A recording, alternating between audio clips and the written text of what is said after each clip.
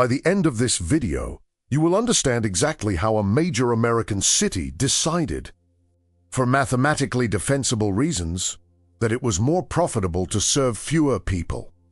You will understand the specific mechanism built to execute that decision, and you will recognize that same mechanism operating in every other industry that has felt more expensive and less useful than you remember. This is not a Las Vegas story. Las Vegas is the city where the experiment ran fastest and left the least room to miss the result. The experiment itself is much larger than one city. In 2025, Las Vegas recorded its largest drop in visitor numbers in more than a decade. According to the Las Vegas Convention and Visitors Authority, that drop was roughly 7.5%. For years, a decline like that would have barely registered on the bottom line because casino revenue kept rising even as visitor counts fell not this chimney. According to the Nevada Gaming Control Board's 2025 gaming abstract total revenue on the Strip fell too by nearly 4%. And net income, what the casinos actually kept after expenses, collapsed by more than 80% in a single year. That is not the pattern that built the modern Strip. That is the pattern breaking. This video is not about the year the formula worked. It is about the year it stopped. The logic that produced that result is not contained inside Nevada. According to an analysis by the McKinsey Global Institute published in 2024, the same pattern of rising revenue alongside narrowing customer base is visible in the airline industry, the live entertainment industry, the healthcare system, and the national housing market. Las Vegas is not the origin. It is the clearest version of something that is already running everywhere. There is one number inside every major casino company's quarterly earnings filing that the company does not include in the headline figures, does not explain in the press release, and does not put in the chart on page 3. That number tells you more about what Las Vegas has become than every other figure in the report combined. We will get to it. This is part of an ongoing investigation into how industries that look normal from the outside have been redesigned, deliberately and systematically, to concentrate revenue upward. If that is the kind of thing you want to understand, subscribe before we go further. The model that built Las Vegas was never primarily about gambling. It was a more sophisticated calculation than that, and understanding it requires going back to the people who designed it.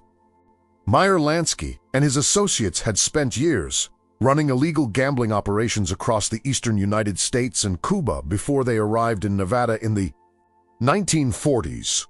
They understood something about casino economics that legitimate business people of the era had not been required to develop.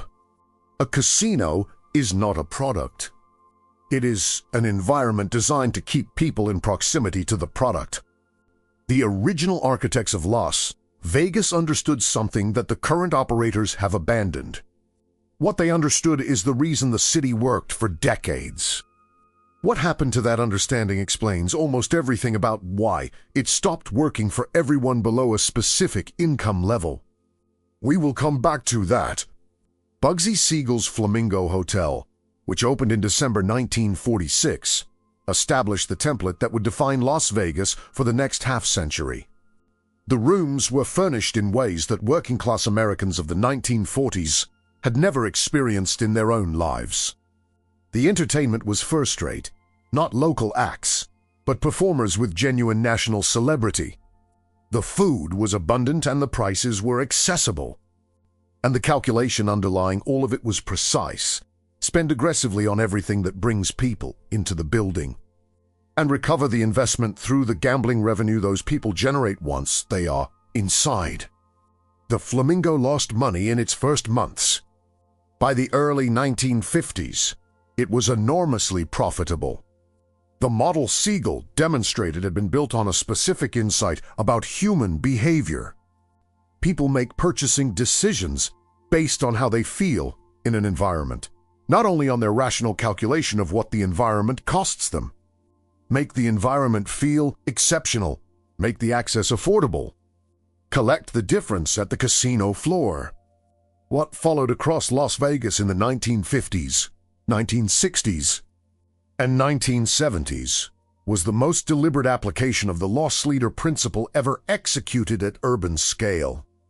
A loss leader is a product sold at no profit or at a loss to attract customers who then spend money on other products where the margins are real. The shows were spectacular and either free with a hotel stay or priced within reach of a working income. The food was abundant and cheap. The rooms were priced to fill the building, not to maximize revenue per square foot. Frank Sinatra and the Rat Pack performed at the Sands.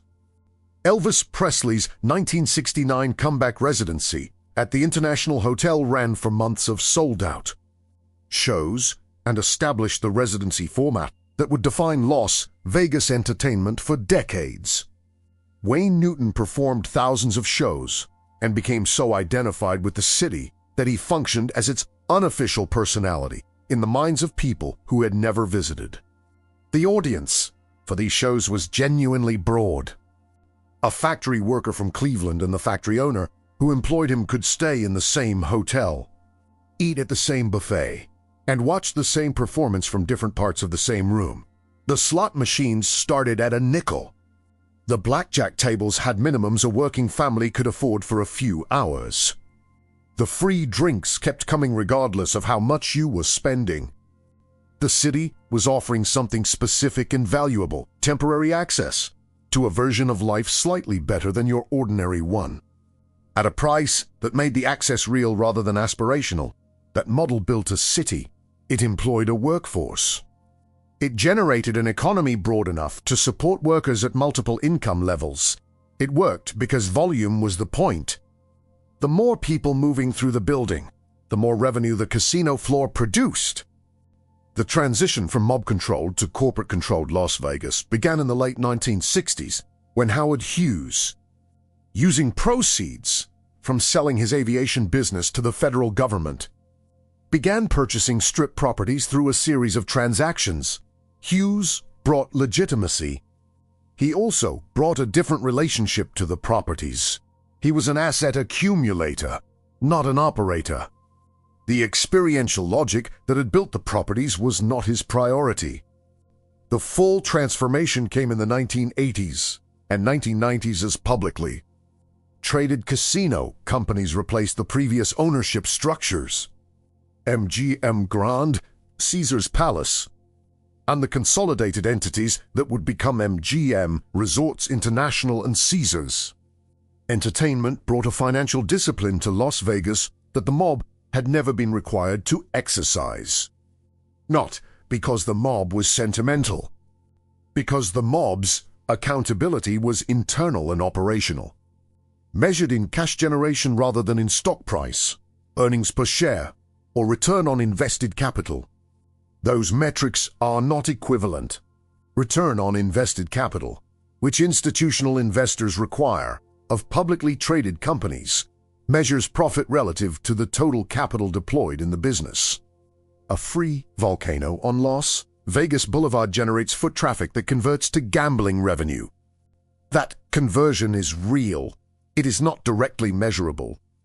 An unmeasurable return on capital is very difficult to defend in a quarterly earnings presentation when the alternative is simply not spending the money. According to American Gaming Association industry data, MGM Resorts and Caesars Entertainment came to control approximately 60 to 70% of strip hotel rooms between them through a series of mergers and acquisitions across 2 decades. When 2 companies control that share of a market, the competitive pressure to attract customers through aggressive pricing disappears. You do not need to make the experience affordable to prevent customers from going to a competitor when there are effectively no competitors. Steve Wynn opened the Mirage in 1989 and, for the following 2 decades, built the most spectacular properties on the Strip. He understood the original logic precisely. The volcano that erupted hourly in front of the Mirage cost approximately $1 million per month to operate. According to industry reporting from that period, it generated no direct revenue. Anyone could stop on Las Vegas Boulevard, watch the fire on the water, and walk away without spending a cent. The dolphin habitat was open. The white tigers were on display. The free pirate show at Treasure Island stopped strip traffic twice a night. All of it was free. All of it was, from a financial perspective, an investment in the mass market customer who would then, on some percentage of visits, spend time on the casino floor. Then two things changed the strategic calculation permanently.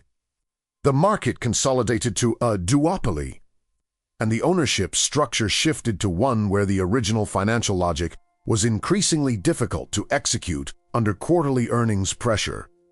There is a part of this story most people never hear about.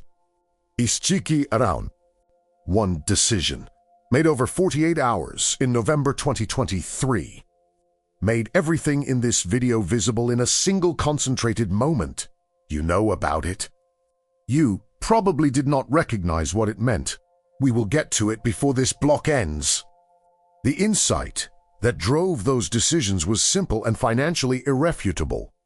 According to a 2019 analysis by the Nevada Gaming Control Board, the top 10% of gamblers generate a disproportionate share of gaming revenue. A high roller playing $50,000 a hand contributes more to the bottom line in one evening than 100 tourists playing minimum bet tables for a full weekend. If the objective is to maximize revenue per square foot of casino floor, the optimal strategy is not filling the space with as many people as possible. It is filling the space with as many high-spending people as possible. The resort fee is the purest and most visible product of the new Las Vegas business model. Understanding it in detail tells you most of what you need to know about how the model operates. A resort fee is a mandatory daily charge added to your room bill covering services previously included in the room rate: pool access, fitness center access, Wi-Fi, in some properties, the administrative privilege of receiving a functioning key card. These services did not begin costing more because providing them became more expensive. They began costing money separately because separating them from the room rate allows the advertised rate to appear lower in search results, which attracts customers who then discover the actual total cost at checkout or on their credit card statement. According to a 2022 report from the Federal Trade Commission, resort fees generate approximately $2.7 billion annually across the hotel industry. On the Las Vegas Strip, the average resort fee runs between $50 and $60 per night, according to the Nevada Resort Association, added to a room rate that is itself significantly higher in real terms than it was 20 years ago. Self-packing, historically free at Strip properties, began disappearing in 2016 when MGM Resorts introduced charges. Caesars followed. Every other major operator followed Caesars. The reasoning was explicit in investor communications. If customers will absorb the charge, charge it. The minibar, in some Strip properties, is now pressure sensitive. According to multiple accounts, documented by the Las Vegas Review-Journal and consumer protection filings, picking up a bottle of water to examine it and returning it to its position generates a charge on your bill anyway. This is not a technical error. It is a deliberate system designed to extract additional revenue from customers who are already inside the building and whose alternatives to paying the charge require leaving, which is inconvenient enough that most people absorb the cost instead. This pattern has a technical name in economics. It is called drip pricing. The technique involves advertising an attractive initial price, then adding mandatory fees at successive points in the purchasing process, relying on the customer's sunk cost investment in the transaction to reduce resistance to the additional charges. The Federal Trade Commission began regulatory proceedings against drip pricing in the hotel industry in 2022, specifically noting that the practice makes rational comparison shopping impossible because the advertised price does not represent the actual purchase price. The resort fee is not random in its design. It functions as a regressive mechanism. A customer spending $3,000 per night on a suite finds a $60 resort fee essentially invisible as a percentage of total expenditure.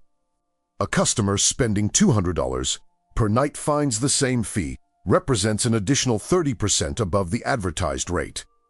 The fee sorts customers by wealth without explicitly requiring disclosure of that function. Remember the number we mentioned at the beginning, the one that does not appear in the headline figures of the earnings report. It connects directly to what you just learned about resort fees. We will get there. The minibar, the resort fee, and the parking charge are not isolated pricing decisions.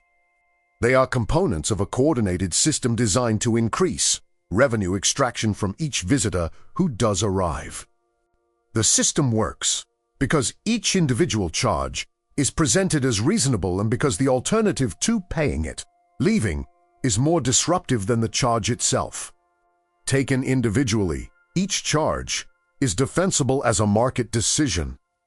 Taken together, they describe a systematic restructuring of the Las Vegas experience away from the model that built the city toward a model designed to extract maximum revenue from a narrower, wealthier customer base. In November 2023, Las Vegas hosted its first Formula One Grand Prix. The way the city handled the event revealed. In compressed form, every assumption embedded in the model this video has been describing. Formula One is not a mass-market sport. It is, by design, an aspirational luxury product. The series spent the past decade successfully rebranding from motorsport for enthusiasts into a global premium event for the income class that moves between Cannes and Monaco and Dubai and New York, attending things that cost a great deal to attend. According to viewership data from Nielsen Sports, published in 2023, the demographics of Formula One audiences skew sharply toward higher incomes relative to most other sports. The Las Vegas race was designed to be the most expensive iteration of an already expensive series. The circuit was built directly on the Strip, converting the central commercial artery of the city into a race track. Construction began months before the event. Grandstands rose along the most recognizable street in the country. Barriers went up. The traffic patterns that tens of thousands of service workers depend on for their daily commutes were disrupted for weeks before the race and for days after it. Businesses along the circuit reported that foot traffic declined during the construction period and returned only partially during the event itself. The reason was structural. The event's pricing was calibrated for customers who were not their typical customers. The tourists attending the Grand Prix were staying in hospitality packages that included food. They did not wander into local restaurants because wandering was not part of their experience. They were in a curated environment that captured their spending entirely. Small restaurant operators near the circuit told the Las Vegas Review-Journal that the Grand Prix weekend was among their worst of the year. A massive, profitable event had taken place in their immediate vicinity, and the economic spillover to their businesses was minimal to negative. Las Vegas sits on flat desert terrain. The grandstands erected along the Strip were visible for blocks in every direction. The race itself, with cars traveling at nearly 200 miles per hour through the center of the most famous commercial district in the world, produced a spectacle that could in principle be seen from streets, bridges, and elevated positions by people who had not paid for a ticket. People who lived in Las Vegas, people who worked there, people who had endured months of construction disruption.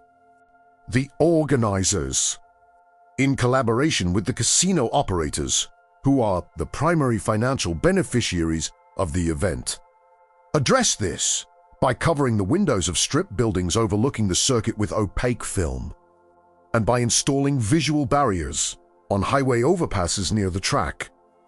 The view from the overpass where a service worker commutes to the casino where she makes beds and clears chips, was blocked so that the unobstructed sight line from inside the grandstand, which cost several $1,000s to occupy, could remain exclusive.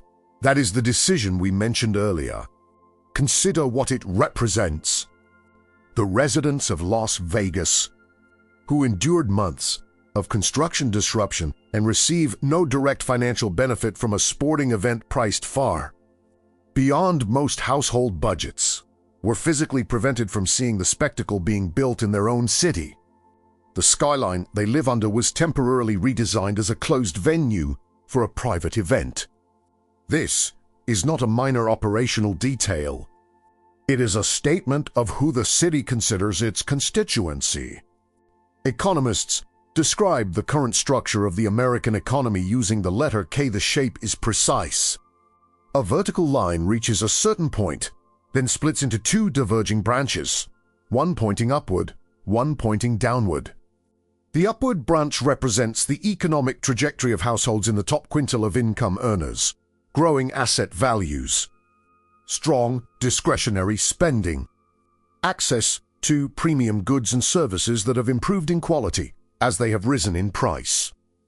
The downward branch represents the trajectory of everyone below a specific income threshold, stagnant wages, declining purchasing power relative to inflation, mounting household debt, and the progressive loss of access to experiences that a previous generation considered ordinary middle-class entitlements. The K-shaped economy explains apparent paradoxes in aggregate economic data. Stock market indices at all-time highs, while consumer sentiment surveys show historic pessimism. According to the Conference Board's 2024 consumer confidence data, gross domestic product growing while the majority of households report feeling financially worse off than 5 years ago. According to Pew Research Center surveys conducted between 2022 and 2024, corporate earnings strong while workers across multiple sectors report they cannot afford to live in the cities where they work. These are not contradictions. They are accurate descriptions of the same underlying condition, experienced differently depending on which branch of the K you are on. Las Vegas is an almost perfect measuring instrument for the K-shaped economy because Las Vegas runs entirely on discretionary spending. When people have money left over after necessities, they come to Las Vegas. When they do not come. The city is a real-time gauge of the spending capacity of different income groups in a way that most other industries cannot replicate with equivalent clarity. What the 2025 data shows is the K economy operating in real time. Credit card delinquency rates have risen sharply among lower-income households. According to the Federal Reserve's 2025 Consumer Credit Report, the savings rate for households in the bottom 40% of the income distribution is effectively zero or negative, meaning these households are spending more than they earn, financed by debt. Among households in the top quintile, asset values have continued to appreciate and discretionary spending on premium experiences has continued to grow. The people on the downward branch of the K have reduced their Las Vegas visits because a Las Vegas trip now requires a discretionary margin that many of them no longer have. The people on the upward branch have continued to come, and in some cases have increased their spending because the premium version of the Las Vegas experience has improved specifically to serve them. Casino revenues went up because the math of the K economy worked in the industry's favor. The casino operators did not create the K economy. They responded to it rationally from the perspective of the metrics they are required to optimize. If the mass market is declining and the premium market is not, and your business can be redesigned to capture more of the premium market, that redesign is rational. No company is legally obligated to serve customers who can no longer afford its prices. The entertainment economists who advised MGM and Caesars did not tell them to be indifferent to their communities. They told them to follow the money. The money was pointing at the wealthy. The airline industry ran the same experiment first. The major carriers spent the better part of 2 decades stripping amenities that had once made economy travel functional for ordinary passengers, checked luggage fees, seat selection charges, boarding order charges, meal charges for services previously included in the ticket price. All of this occurred simultaneously with a systematic improvement in the premium cabin experience for the highest value customers. The logic was identical to the casino logic. According to industry analysis from the International Air Transport Association, the top tier of frequent flyers generates revenue that exceeds, on a per-seat basis, what economy passengers generate by margins that make the economy cabin increasingly an afterthought. The optimal strategy is to design around the high-revenue customer and allow the experience of the low-revenue customer to degrade to whatever level that customer will absorb before choosing not to fly. The result is an experience that is genuinely better for passengers at the front of the plane and genuinely worse for passengers at the back of it. The live entertainment industry followed.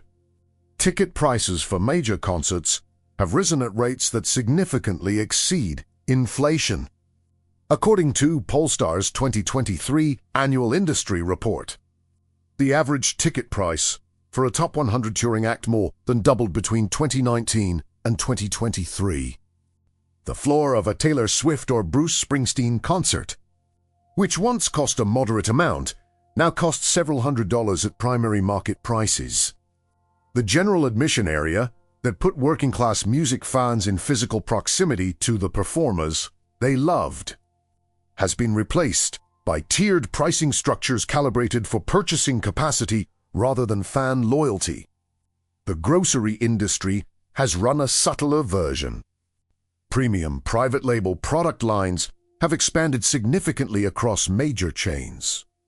The lower-cost options for budget-constrained shoppers have deteriorated in variety and quality.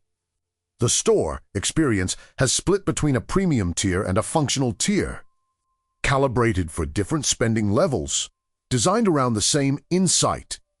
Optimizing for the high-spending customer produces better margins than optimizing for the broad customer base. The original architects of Las Vegas understood something that the current operators have abandoned. Volume is a form of stability. The mass-market customer who comes for times a year and spends modestly is, in aggregate, less volatile than the premium customer who comes twice a year and spends substantially. The mass-market customer's spending is driven by habit and modest surplus.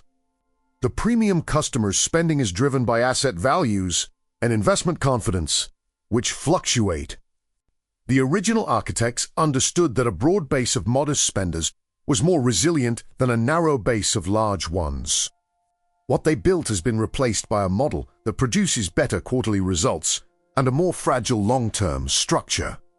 In each case, the business logic is identical. Find the segment that generates the most revenue per unit of service. Design the experience for that segment. Allow the other segments to self-select out. The financial result is better margins. The structural result is a narrower, more volatile revenue base. The Culinary Union, which represents approximately 60,000 Las Vegas casino and hotel workers, has documented the deterioration in its members' ability to afford housing near their workplaces. Workers who have held positions for 10 or 15 years, who have built careers in the casino industry, who have accumulated seniority and expertise and professional relationships, are increasingly living in the outer suburbs of the Las Vegas Valley or in adjacent communities, spending 45 minutes to 90 minutes commuting each direction to jobs in buildings they can no longer afford to live near. The housing cost data is specific. Home prices in the Las Vegas metro area more than doubled in the decade following the 2012 housing market recovery. According to the Federal Housing Finance Agency's price index, the median rent for a one-bedroom apartment in Las Vegas reached levels that consume more than 40 percent of the take-home pay of many service workers. According to housing data compiled by the National Low-Income Housing Coalition in 2024, housing economists define a household as cost-burdened when it spends 40% or more of income on housing. A cost-burdened household has essentially no capacity for savings and no margin for unexpected expenses. The workers who are most exposed to this are the workers who make the Las Vegas premium experience possible. The housekeepers who maintain the rooms that high-end guests pay several $1,000s per night to occupy. The cooks who prepare the dishes at the celebrity chef restaurants that anchor the casino floors. The valets who park the cars of guests arriving from the private jet terminal at Harry Reid International Airport. These workers are not peripheral to the Las Vegas economy. They are its operational foundation. The premium experience that generates the strong quarterly earnings is not possible without them. The success of that premium experience has made it significantly harder for them to continue living in the city where they provide the labor that makes it possible. The executives who run the casino corporations are generally aware of this. Some have acknowledged the workforce housing challenge in interviews and investor presentations. The acknowledgement has rarely translated into action because the action required would produce costs that appear on the balance sheet immediately while the benefits. A more stable and sustainable labor supply would appear in workforce retention data over a much longer time frame. Long time frames are not what quarterly earnings cycles are designed to measure. The gap between what providing service labor pays and what living near the place where you provide it costs is not a Las Vegas anomaly. It is the human scale expression of the K-economy in a city where the K-economy's effects are unusually concentrated and unusually visible. San Francisco is the canonical version of the experiment Las Vegas is currently completing. A city that built a globally competitive industry became enormously wealthy in aggregate, and in doing so became effectively unaffordable for the workers who staff its restaurants, maintain its buildings, and provide the care services that a dense city requires. The technology industry's growth in San Francisco produced municipal prosperity at the aggregate level and acute housing crisis at the level of the service worker. Median home prices in San Francisco exceeded $1 million as of 2023, according to Zillow market data. The median rent for a one-bedroom apartment exceeded $3,000 per month. The workers who make the city function were progressively displaced to suburbs that required long commutes or to adjacent counties with housing they could afford. The University of California, Berkeley's urban displacement project documented specific consequences. School bus routes were organized for teachers who could no longer afford to live in the districts where they taught. Firefighters commuted from cities 60 miles away to staff stations in neighborhoods they could not afford to inhabit. A city in which the people who generate the wealth and the people who maintain the city's daily operation no longer overlap geographically. That is what a city that one looks like from the inside. The 35% commercial office vacancy rate in San Francisco's central business district as of 2024, according to CBRE commercial real estate data, is a consequence of the same dynamic in a different direction. The city optimized for a specific industry. The industry became less geographically constrained in the remote work era. The workers and businesses that had been displaced to support the optimization left something behind when conditions changed. Las Vegas is executing the same experiment on a compressed timeline and through explicit corporate strategic decisions rather than through the accumulating effects of an organic economic transformation. The difference is relevant because it suggests the timeline is shorter. San Francisco's transformation took decades. Las Vegas's transformation has taken years because the entities driving it are publicly traded companies with quarterly earnings targets and legal obligations. To optimize for shareholder returns, the parallel is not perfect. San Francisco did not build its identity around the premise that everyone could afford to participate. Las Vegas explicitly did. The loss of that premise in Las Vegas is not only an economic phenomenon. It is a rupture with the city's foundational identity, the specific claim that made Las Vegas what it was. The metric is not missing from casino earnings reports by accident. It is absent because companies are not required to report it, and because reporting it would raise questions about the business model that the companies prefer not to answer on a quarterly call. The number is revenue per visitor, not revenue per hotel room, which the companies do report and which has risen steadily, not total revenue, which has also risen. Revenue per visitor. How much money, in total, does one person who comes to Las Vegas spend during a trip? According to data from the Las Vegas Convention and Visitors Authority, total visitor volume to Las Vegas has declined over the period in question. Total revenue has increased. The mathematical consequence is that revenue per visitor has risen substantially. The calculation the companies do not make in the press release is the one that shows the mechanism most clearly. Fewer people are coming, and each person who comes is spending significantly more. The metric is not wrong. It is just missing half the story. The half it is missing is the denominator problem. When you remove a large number of low-spending customers from a calculation, the average spending of the remaining customers rises automatically without the remaining customers changing their behavior at all. A property that serves 1,000 customers spending $200 each generates $200,000 in revenue. The same property serving 300 customers spending $500 each generates $150,000 in less total revenue from a higher per-customer average. The revenue per visitor metric looks better in the second scenario. The total business is smaller. According to the Nevada Gaming Control Board's quarterly data for 2024 and 2025, gaming revenue per visitor has increased, while total gaming revenue growth has moderated. The property revenue lines have been supported primarily by non-gaming revenues, resort fees, food and beverage, hotel rooms, entertainment. The casino floor, which was historically the core revenue engine of the Las Vegas model, has become a smaller share of total revenue.